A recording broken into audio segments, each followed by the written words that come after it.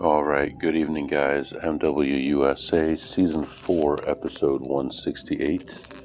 We are on day 5, I guess, or 6, I don't know, of our cruise. And today was a day basically hanging out in the ocean. I actually found a website that I thought was cool, and it's called Cruise Mapper. And you can actually see where all the different cruise ships are around the world, and you can see where your ship is, the ones around it, the name of the ship, the company. It's pretty cool. So I sent that to the kids if they want to see where we are. But so let's talk about our day today. Today, like I said, day at sea, so we didn't go anywhere. We didn't really do much. Hung around the boat most of the time. Woke up this morning. Of course, the first thing I'm going to do, especially on a day where there's nothing going on, I'm going to go down, check out the machines, try to make a little bit of money. Came back to the room, hung out with the wife for a little while, and then we went and had some breakfast. I really don't like breakfast overall. I know a lot of people love breakfast, but I'm not a breakfast guy. So I like a very limited breakfast. I normally eat an early lunch if I'm not traveling, and then early dinner also. So for breakfast, I decided to have 2 hard-boiled eggs and then some bacon, and there wasn't much else that was low carb. So I know that a lot of the salads that we had a lot of feta cheese on them. So I asked them if they could get me some of that and some olive oil. And I put the olive oil on top of that. I didn't have any herbs or anything to go with it, but I had that along with bacon and eggs for breakfast, and that's what I had. I went back down. The wife went to the room. I went back down to look at machines, and it was pretty hard to find something. So I decided to go ahead and play some blackjack, and I really was trying to shy away from it. And I learned some things that are going to make me not want to play anymore on the ship. So let's go over this briefly. First of all, it's an 8-deck table, hit 17. So I started on that table, and it's a hand shuffle, so it takes forever to shuffle, and then they cut it about 1.5 deep. So it's already a horrible game compared to what I'm used to anyway. And I played there for about 2 hours on that table, just grinding and grinding and grinding, going down and down and down. And I was involved for 3,000, and I was down to like 600 in front of me. And this table was just was not happening today. I had 4 or 5 or 6, maybe 5 different dealers. None of them really had a good attitude. In fact, there's one dealer, they don't have $2.50 chips, and they don't use half dollars. They use NCL quarters, like a token. That's a Norwegian Cruise Line 25-cent token. So they use that to pay you when you get a blackjack, an odd number, $75 or whatever, and that's what they're using to pay you. And one of the dealers, I was betting like 4 $1 chips and 4 of these 25-cent tokens on top, thinking the dealer is going to color it up when I win, or I'm going to lose them, right? So I would win, and the dealer wouldn't color it up, and again and again. I'm like, what is wrong with these people? Well, she said, well, you're not supposed to bet those. You're supposed to tip with them, basically, is what she's saying. It's bad luck to bet with those. That's not what you're supposed to do with those. So I'm supposed to tip her with the dollar coins and with the quarters. But you know what? That's my money. That's not your money. So don't tell me what to do with that money. So anyway, ended up, like I said, having 4 different dealers. I had 2 different players. One of them came to the table, and I'm like, this is a horrible table, man. Just letting you know up front. And he sits down. He's like, well, I played this yesterday. I won $1,000 yesterday. I'm like, okay, have a seat. And he sits down and loses 500, like 10 hands, 12 hands, something like that. So he was in and out quickly. And then another guy comes to the table, He buys in for $300. This is a $50 table, right? Because anything under $50 is a CSM. That's impossible, right? We're not doing that. This is already horrible enough. I was just trying to get a little bit of action going since I had no other way of making money at the moment. He comes to the table, buys in for $300, loses that, buys in for $200 more, and he's got it up to like $1,500, doing the stupidest things you could ever imagine. We're not going to go over all the dumb things people do, but he could have taught a course on dumb things to do, and he had no clue what he was doing. He wasn't doing anything suspicious or smart. He just didn't know what he was doing, and he was getting luck. So I finally ended up leaving that table. I did, however, track a group of tens for about 3 shoes until it completely dissipated and there was no way of following it anymore. But they do a 2-pass run, and if you can see 2 groups of tens in there, and they shuffle those together, then you have this big bundle, and I cut right in front of it a couple times and went straight to some big bets and had some great luck. If it wasn't for that, I would have been totally dead earlier. So luckily those worked out. Those kept me in the game. Other than that, splits horrible. Every double was a 3 or a 4, horrible, and was just going backwards and backwards and backwards. So I decided, hey, might as well go for the $100 table because this is it's not working out here. It's going too slow. The rules are bad. Penetration is bad. So I go into the high limit area. There's only one table open. There's no one in there. There's a dealer by himself. There's no pit boss or anything. So I go in there. They call a pit boss over. And then eventually she's replaced by another one who's this Asian guy. And this guy, talk about just awful. I mean, this guy would not talk to you no matter what. I try to make conversation with him. He doesn't want to talk. I lose that 600. Now I'm down 3,000 plus, and buy in for another 1,000, and I'm playing with that. And things start to level off at that point. And then for like 3 or 4 shoes, I'm just treading water, making a little bit, losing a little bit on each shoe. And then finally, I have a decent shoe. I get it up to like 33, 3,400, and then up to 39, 3 or 4 times. And I'm not necessarily going to leave it even, but I want to get ahead. I've got plenty of time. I've got little heat. Even though this guy's right over me, I've got very little heat. On the $50, I was going 50 to 500. On the $100, I was going 100 to 500. And it was low enough that it was keeping him from doing anything. Every shoe, he would go to the phone. At the end of every shoe, he would go to the phone and make a phone call. I don't know what he was talking about, but, some shoes there was nothing to talk about. Some shoes, I spread a little bit, but there was nothing ever really there that would be a problem. Finally, I ended up leaving at the end of his shoe plus $1,252, and that was after 3 hours and 15 minutes of play. And when I'd left the room, my wife was going to take a nap, and I came back, and she had woken up from the nap about 45 minutes before, couldn't find me, went and got lunch, and I'd called the room, and she wasn't there, so she didn't answer. So I just went back to the room and saw that, talked to her, and I was hungry at this point. It was like 2 or 3 o'clock in the afternoon. All I'd had was that brief breakfast, that short breakfast, and with some water. So we ended up going and having breakfast or lunch, and it was Asian night. But people get mad at me for saying Oriental. People from that region call themselves Oriental.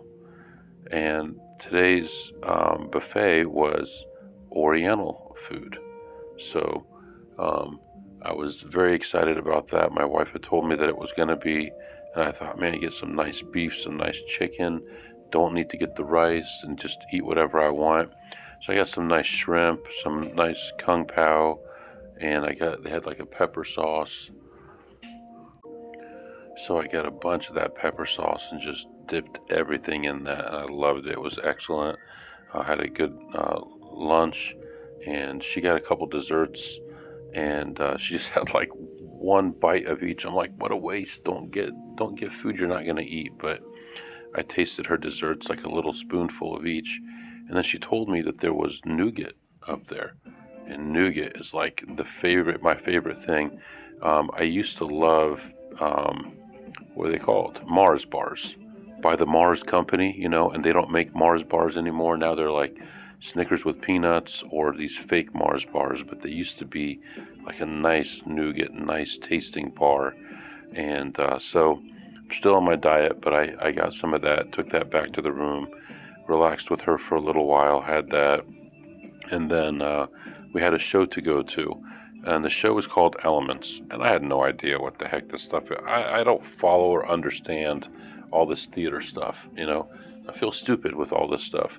People are hopping around, dancing around, throwing each other around. I'm like, what is the story here? What are these people doing, And so we get there, it's at 7:30. We get there at like 7:20, and they don't have a reservation. Oh, you don't have a reservation? Sorry. And the same thing happened yesterday with The Price is Right. We were going to watch that. No reservations? Sorry. So we had actually gotten reservations on day one, and it was on my app. I show it to him. He lets us in, but it's packed in there, and there's nowhere to sit. I'm like, how do you guys give out more tickets than there are seats?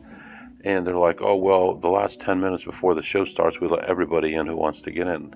So we ended up having to stand up during the show. It was only like an hour long. But I guess it was about, oh man, this guy's going to vacuum. It was about like the different elements, fire, wind, water, whatever. And it's kind of like a little magic show and an acrobatic thing and all that kind of stuff. So it was okay, but I had to stand up the whole time. Wasn't feeling great about that. We finished that up. She and I took a spin around the slots, then went back to the room, went to the observation lounge actually before going back to the room. And then we finished the show, did the slots, went to the observation lounge, then we had dinner. And for dinner today, I just decided I'm just going to pay extra, get the filet.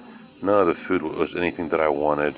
Even the salad I got was a pastry basically on a piece of lettuce, so I couldn't eat that. So I ended up getting a filet, and that was good. Had some Diet Coke, and they're supposed to charge you for the Diet Cokes, so we really don't get it. We don't get the drink whatever special things, so I've been looking at my purchases here, and anytime we got it, they haven't charged us for it. So I guess they haven't been charging at all this trip for it. So maybe tomorrow we'll have some. But the waitress was just so busy. She was taking care of multiple tables. She was cleaning the other tables, like removing everything off the table, moving everything off it, changing the tablecloth, putting all the new stuff on it, going back, filling drinks, checking the kitchen, doing all that stuff. She's like, yeah, tonight I'll be working at the other restaurant. And it's like, geez. So once that one closes, she goes to work at the 24-hour restaurant. And so anyway, I had a conversation with her for a little while and learned a lot about these guys. Looks like the people who are like the captain and co-people in the room there with the captain, they're usually on either 10 or 12 week cycles where they're working 10 or 12 weeks and then they're off that many weeks, and then the rest of the crew is on 6 to 9 months 6 to 9 months stints at a time. So they're working 6 to 9 months, then go home, then come back. So they're on the boat for all that time. And one of the dealers I had, her husband is also a dealer. He was like at the table behind us, and they've been doing this for a while. Another dealer I had, Indian guy, real nice guy, real shy. I'm like, dude, you need to go to America, and there's a lot of opportunity for you there. But I talked to him. He's been doing this, dealing blackjack for 13 years on the cruise ships. He said he's got a 4-year-old daughter. He's going to do this for 10 more years. Imagine not seeing your kid for 6 to 9 months a year. And he said he's 33, and in 10 years he's going to quit working, go back to India, and open up a business there, and then he'll have all the money that he wants. So God bless him. Hopefully things work out for him. After dinner, we went back to the room, and then I went back down, looked at slots again, and now I'm in the observation lounge.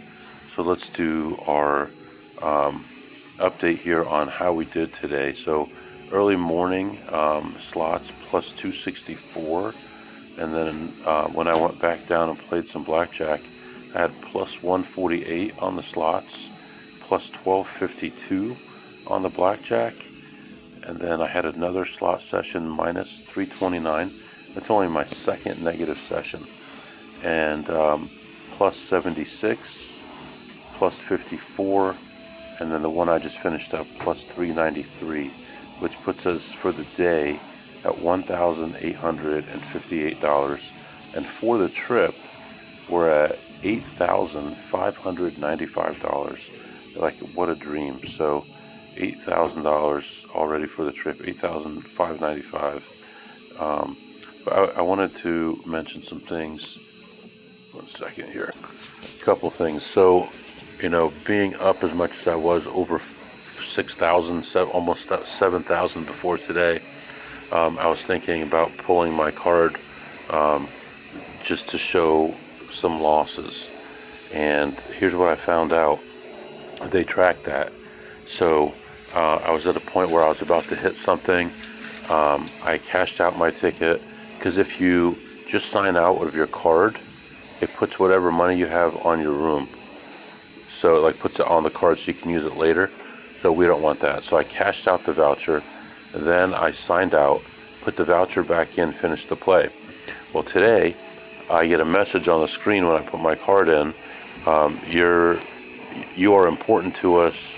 Please make sure that your card is inserted at all times so you can continue to get points. Well, basically what they're saying is, we know you pulled the card. Don't do that anymore. We're watching you. So next time I do that, what I'll do is I'll cash it out, and I'll cancel the card, and then I'll put in fresh money and play that, and that should help. I did notice that they had cameras down every aisle where the slots were, so they do watch every row, even though every row of slots is only 3 or 4 slots. I think usually 3. They have a camera for each row of 3 and the 3 behind it, so 6 slots for each camera. That's a lot of cameras.